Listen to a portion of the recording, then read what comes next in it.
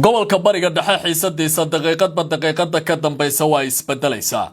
hanjabaadyo kala duwan ayaa la isku jeedinayaa iyadoo dhinacyada midba midka kale uu ku tilmaamayo taagdarro aad u xoogan. dowlada ayaa ku beeraya dagaalka, kuwa kalena waxa ay jeedinayaan dhambaala cambaarayn ah.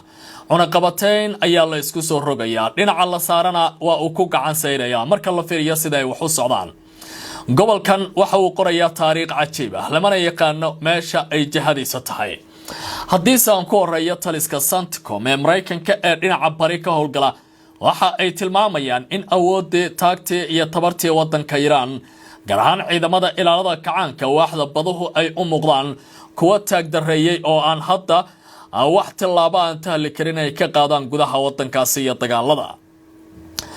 taliska dhexe ciidamada Mareykanka ee Centcom ayaa sheegay in ilaalada kacaanka Jamhuuriyadda Islaamiga ah Iran aysan lahayn wax awood sharci ah oo ay ku amarto ama ay ku qabsato maraakiibta isticmaalaya marinka Hormuz haddii ay maraan wadooyin gaar ah oo ay Mareykanku jiheeyeen. qoraalka taliska uu soo saaray ayaa lagu sheegay in ciidamada Mareykanka ilaa iyo hadda bedeleen jihada 20 markab oo ganacsi oo ay hakiyeen dhaqdhaqaaqa 2 markab isla markaana ay fuliyeen 2 markab oo kale ay fuleen balay 2 markab oo kale oo ay ciidamadaasi howlgalka isticmaalayeen. Centcom ayaa carabka ku adkaysatay in marinka Hormuz uu yahay marinka awood caalami ah oo ay dhammaan maraakiibta ay xaq u leeyihiin in ay si xor ah uga gudbaan iyagoo raacaya sharciga caalamiga ah. hadalkani waxa uu ku soo aadayaa xilli xiisadu ay iminka u muuqanayso in ay faraha ka sii baxayso.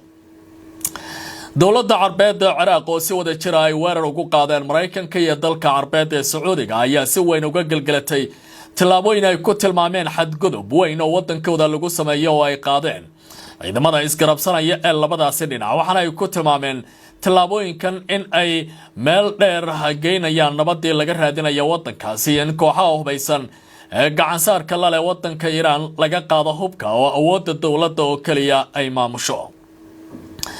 ra'iisul wasaaraha wadanka Ciraaq ahna taliyaha guud ee ciidamada qalabka sida Ali al-Saidi ayaa sheegay in dowladda Ciraaq ay dalbanayso cadeymo muujinaya weeraradii ugu dambeeyay ee lagu qaaday gudaha wadankaasi Ciraaq. al-Saidi ayaa sheegay in weerarka ay fuliyeen Sacuudiga Mareykanka uu carqaladeynayo dadaalada baaritaanka ee la xiriiray eedeymaha ku saabsan weerarka lagu beegsaday wadanka Sacuudiga, sidaas darteedna dowladda Sacuudiga ay hadda u aragtay tilaabooyinkaasi inay tahay mid aysan aqbali karin. waxa uu sidoo kale xusay in hoggaanka hay'adaha ammaanka Ciraaq ay hadda diyaarinayeen qorshe cusub oo looga hortagayo weeraro mustaqbalka dhaca isla markaana lagu ilaalinayo madaxbanaanida iyo amniga qaranka ee wadankaasi. hadalka wasiirku waxa uu imaanayaa ugu sareeya wadanka Iran xilli xiisada dagaalka ee gobolka bariga dhexe ay meel adag gaartay, Sacuudigana uu si dhab ah u qaatay dagaalka gobolkaasi in uu si dhammaystiran ugu biirayo. warar xasaasi ah ayaa ka soo baxaya wadahadaladii gaarka ahaa ee qolka xiranayga ee ku yeesheen madaxweynaha wadanka Mareykanka iyo ra'iisul wasaaraha nidaamka qariska Turka ee Israel Benjamin Netanyahu, taas oo la xiriirta xiisada gobolka bariga dhexe. ilaa 3 qodob oo waaweyn ayaa miiska la soo saaray sida ay soo tusinayaan qaar ka mid ah warbaahinta u dhoondolosha arrimaha gobolka iyo helidda xogaha diblomaasiyadda ee xasaasiga ah. warbaahinta Israel oo xiganaysa mas'uul sare oo nidaamkaasi ka tirsan ayaa sheegtay in kulankii dhexmaray ra'iisul wasaare Benjamin Netanyahu iyo madaxweynaha dowladda Mareykanka diiradda lagu saaray siyaasadda laga qaadanayo nidaamka Iran, taas oo hadda u muuqata gobolka bariga dhexe inuu wajahaysanayo dagaal aan laga fiirsan. Netanyahu ayaa sheegay in Trump ujeedada ugu weyn ay tahay in laga hortago inay Iran hesho weyro hubka nuclear-ka. waxa uu cadeeyay in uusan doonayn in ay riixdo la dardargeliyo xal military, waxna uu sheegay in haddii Iran iyo Israel ay si adag uga jawaabi doonaan balayri tilaabooyinka haddii ay faragal soo galiyaan.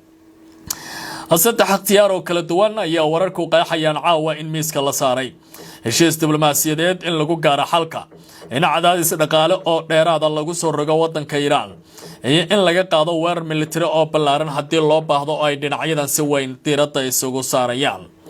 mas'uulkan ayaa sheegay in cadaadiska dhaqaalaha ee Iran uu sii kordhinayo, balse ikhtiyaarka militariga wali miiska waa uu saaran yahay buu leeyahay dowladda Washington kama aanay bixin. waxa uu sidoo kale sheegay in mujtamac Khamenei uu wali nool yahay sida uu sheegana Iran waxa ay sii wadaa buu yiri kacinta uranium-ka xarunta loogu yeeray Jabal al-Fas taasoo dowladda Mareykanku ay hadda ka muujinayso walaac xoog leh. wuxuu intaas ku daray in Iran ay wali haysato qiyaasta 1500 ilaa 1600 oo gantaalaha baalistiga taasoo wadna kurkur iyo cabsi weyn oo hor la ku soo rogaysa nidaamkaasi Israel. Netanyahu wali waxa uu arkaa tallaabooyinkan inay yihiin kuwa isbedel weyn keeni karaya marka loo fiiriyo xaaladda ka taagan gobolkaasi. dowladda Mareykanka ayaa cunaqabatayn dheeraad ah waxa ay ku soo rogtay waddanka Iran iyadoo go'doomintana lagu tilmaamayo in ay tahay tallaabo weyn oo istiraatiijiyadeed oo dagaal ah oo la doonayo mustaqbalka gobolkaasi in meel lagu saaro.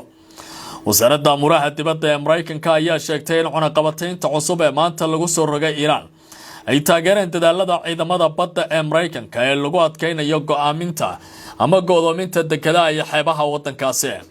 cunaqabataynta maanta lagu soo rogay Iran waxay xoojinaysaa howlgallada lagu go'doominayo dekedaha iyo xeebaha. Mareykanka waxa uu la shaqeyn doonaa dalalka iskaashiga ay leeyihiin si loo hubiyo Iran inay u adeegsato ganacsi caalamiga ah haddii marin ay ku maalgeliso baa la yidhi hawadeeda. sidoo kale Mareykanka waxa uu sheegay in uu la kaashan doono xulafadiisa Iran diblomaasiyadda haddii dhaqaalaha waddankaasi loo baahdo in xoogga la sii saarayo. madaxweynaha waddanka Mareykanka Donald Trump isagoo cunaqabatayntaasi maanta ku soo rogay nidaamka jamhuuriyadda islaamiga ah ee Iran ee lafta dhuunta gashay ku noqotay awoodii baaxadda lahayd ee Washington haddana waxa uu leeyahay xulufadeeda ayaynu ka fakaraynaa inaan ka qaadno tillaabo si xiisadaha ka taagan gobolka bariga dhexe Iran ugu kaliyowdo. madaxweynaha dalka Mareykanka Donald Trump ayaa sheegay inuu ka fiirsanayo inuu soo saaro digniino dheeraad ah oo ku wajahan kooxaha ay Mareykanka u arkaan inay yihiin wakiilada Iran ee ka howlgalaya gobolka bariga dhexe. waraysi gaar ah uu siiyay telefishinka Fox News, Trump waxa uu ku yiri waxaan ka fakarayaa inaan u diro digniino dheeraad ah wakiilada waddankaasi Iran. Trump waxa uu faahfaahin nooca digniinaha uu qorsheynayo hasaatee waxay u muuqataa Washington inay markaan u diyaar garoobayso isbedel weyn oo ay ku wajahayso gobolka bariga dhexe. hogaamiyaha waddanka Mareykanka Donald Trump oo la gabi dhaclaynaya si uu dagaalka Iran ugu guuleysan lahaa waxa uu mar kale ku hanjabay in si aan la arkin oo aan la maqal u duqeyn doono waddankaasi Iran iyadoo qubarada ka faalloota dagaalada iyo waliba duqeymaha Mareykanka uu geysanaya ay tilmaamayaan in haba yaraatee Washington aysan wax guula ku keeni doonin duqeymaha ay ku hayaan waddankaasi Iran. madaxweynaha waddanka Mareykanka ayaa waraysiga uu siiyay Fox News ku sheegay in Mareykanka uu si adag uga jawaabi doono weerarada Iran ay ku eedeeyeen iyo kooxaha taageerada ka hela. maleeshiyaadka Iran taageerta waa kansar dunida haysta buu yiri waxaanay u baahan tahay in la gooyo sida uu waraysigiisa ku sheegay. waxaan si xoogan u weerari doonaa Iran. weerarkii lagu qaaday maleeshiyaadka ka jira Ciraaq sida uu sheegay waxa lagu filayay buu yiri isku duwidda iyo wada shaqeynta la leeyahay dowladdaasi Ciraaq iyadoo hadalkan uu si weyn uga hor imaanayo kan ra'iisul wasaare al-Saidi oo u muuqanaya in uu si weyn uga galgashay weerarada lagu qaaday xarumaha kooxda Xashdu al-Shacbi ee waddankaasi Ciraaq isla markaana uu ku tilmaamay tallaabooyinka Riyadh iyo Washington in ay tahay mid carqaladeynaysa jiritaanka madaxbannaanida iyo amniga qaranka ee Baghdad. waxa uu sidoo kale Trump sheegay in Mareykanka uu Iran bari doono cashar adag isagoo ka jawaabaya weerarada lagu qaado ciidamada Mareykanka ee ku sugan waddankaasi Urdun taasoo u muuqata dowladda Washington inay haatan doonayso jawaabo ay ku argudato. kooxda Xuutiga ee waddanka Yemen ee gacan saarka la leh jamhuuriyadda islaamiga ah ee Iran waxay iminka si weyn uga fakaraysaa sida ay tilmaameen in ay maraakiibta maraysa marinka Baabul Mandab ay ku soo rogaan lacaga dheeriya. qorshahan ayaa u dhigmaya kan Xuutiyiinta ay hadda qaadanayaan ayaa u dhigma baa la yiri kan horey Hormuz loogu soo rogay oo ay dowladda Iran hadda darteedu waxa yiran yahay. labadan marin ayaa waxay yihiin kuwa istiraatiiji ah oo dowladaha ku yaala bariga dhexe dunida reer galbeedka iyo barigaba si isla eg u saameynaya.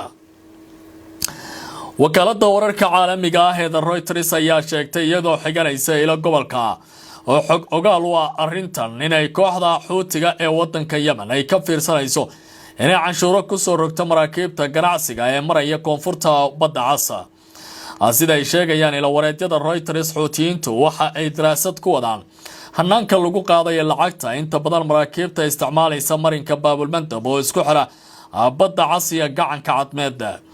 Bab-el-Mandab ayaa ah marin biyood istiraatiiji oo ka mid ah wadooyinka ugu muhiimsan ee ganacsiga caalamiga ah iyo gaadiidka shidaalka. Haddii aan qorshahan la hirgeliyana waxa uu kordhin karaa qarashaadka maraakiibta ganacsiga isla markaana uu saameyn ku yeelan karaa isu socodka geediga ganacsiga ee caalamka.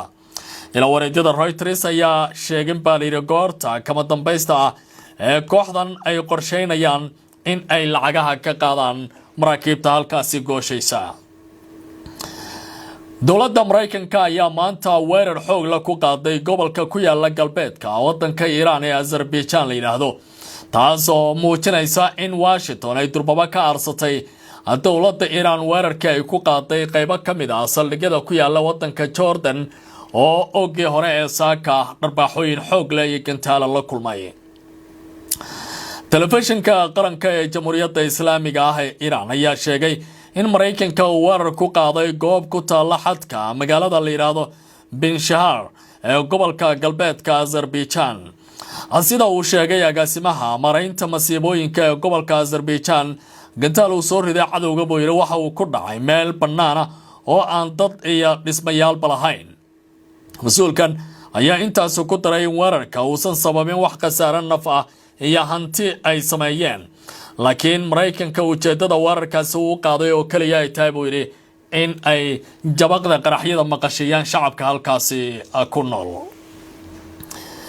dhinaca kale, taliyaha ugu sareeya ciidamada ilaalada kacaanka ee Jamhuuriyadda Islaamiga ah ee Iran ayaa waxa uu yiri inta ay Gamboley naga dambayso goobaha dagaalka Iran laga waayidmaayo lagamana yaabo gobonnimada Iran inay gorgortan gasho buu yiri oo dowladda Washington gulufkeeda ay guulo waaweyn ku xaqiijiso.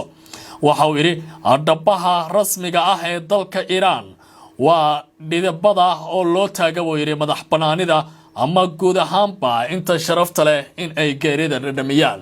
waa sida doodiisa uu caawa ku sheegay waraysi gaara uu bixiyay iyadoo ay hareeraha ka yaaleen gantaalo waaweyn isla markaana muujinaya xiisadu inay aad uga sii danayso gobolka bariga dhexe. waa jawaab dhiila leh oo ku soconaysa dowladda Washington oo la xiriirta baa layidhi hadalka uu maanta Trump jeediyey ee ku saabsan bilaabitaanka iyo weliba abaabulka duqeyn dhagaha faraha la gashto Washington ay sheegaysa inay Iran ku soo wajahan yihiin. taliyaha ciidanka wadanka Iran General Amir Hatami ayaa sheegay in ciidamada dalku ay si buuxda uga go'an tahay difaaca Jamhuuriyadda Islaamiga. madax banaanida dalka iyo dhulkeedu waa muqadas ayuu yiri isagoo xusay in ay la dagaalami doonaan cid kasta oo weerarta wadankaasi ilaa iyo Gamboley ay ka nooshahay ay jeedaha dagaalka taagnaan doonaan. ciidanka Iran waxa uu daacad u yahay buu yiri shacabka, waxana uu difaaci doonaa nidaamka jamhuuriyadda dhulka barakaysan ee Iran iyo madax banaanideeda si loola dagaalamo cadowga ilaa iyo gabadha ugu dambaysa ee wadanka Iran ee wadaniyada ah ay nafta ka baxaan iska daa ragga adag ee furimaha taagan. waxa uu sidoo kale sheegay in hawada Iran ay noqotay goob ay ciidamada geesiyaasha ah ay ku muujiyeen nafurnimo iyo waliba inay difaacaan qarankooda. xiisada Mareykanka iyo Iran ayaa sii kordhaysa iyadoo dhinacyadu ay iswadaarsanayaan hanjabaado kulul. hadalkan ayaa imanaya xilli sii xoogaysashada colaadda Tehran iyo Washington ay cirka isku laashay kadib degniino isdaba joog iyo hanjabaado military oo labada dhinac ay iswadaarsadeen. dowladda Iran ayaa waxa ay sheegtay inay si buuxda ugu diyaar garowday in ay ka jawaabto tallaabo kasta oo military oo cusub oo ka timaada dhinaca wadanka Mareykanka. dhinaca kale, madaxweynaha wadanka Mareykanka waxa uu ku dhawaaqay in dagaalada dhici doona ay caalamka si weyn u saameyn doonaan. maanta oo kaliya 20 qofood ayaa ku geeriyooday wadanka Ciraaq loolanka u dhaxeeya dhinacyadan hadda isku haysta gobolka bariga dhexe. khiyaartay nala socota ay haddii aan dib idin xasuusiyo su'aasha caawa, Xuutigu waxay ku dhawaaqayaan inay lacag ka qaadayaan Bab-el-Mandab. Trumpna waxa uu leeyahay waxaan samayn doonaa weerar xoog leh. haddaba markii aad eegto xiisadan iyo xaaladan taagan Sacuudigana uu dagaalada si toos ah ugu biiray, yaa guusha ay raaci doontaa yayna ka dhigan tahay dhinacyadan in ay noqdaan midka kaliya ee go'aamadiisu ay meel maraan ma Mujtaba Khamani mase Donald Trump aragtidaada adigoo ku bilaabaya magacaada hoos inoogu qor YouTube-ka muuqaalka Laxar channel-kana ku soo biiro subscribe sidoo kalena muuqaalka la wadaag saaxiibada aad baad u mahadsantahay khiyaaray soo dhawaada